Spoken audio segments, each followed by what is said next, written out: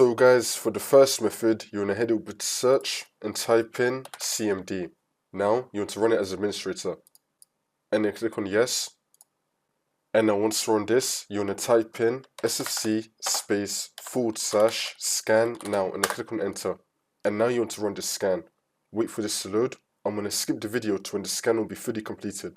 And now once that's been done, we're now going to type in dism /online /cleanup -image /restore health, and then click on enter again. You now want to run this scan as well. Wait for this to load. And now once that's been done, see if that fixes your problem. If that's still not working, then for the second method, you want to head over to search and type in check for updates. Click on it. And now once you run this, you want to click on check for updates. Make sure that your computer is fully up to date. And now after your computer is fully up to date, we're going to head over to search again and type in virus and threat protection. Click on it.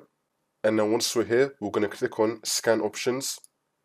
And now you want to run a full scan. You want to click on this right here, full scan, and then click on scan now. It's now going to run a full scan. Wait for this to load. This is going to take a while. And now once you complete that full scan, we're going to run one more, which is going to be Microsoft Defender Antivirus Offline Scan. You want to click on this, and then click on scan now. And then click on scan.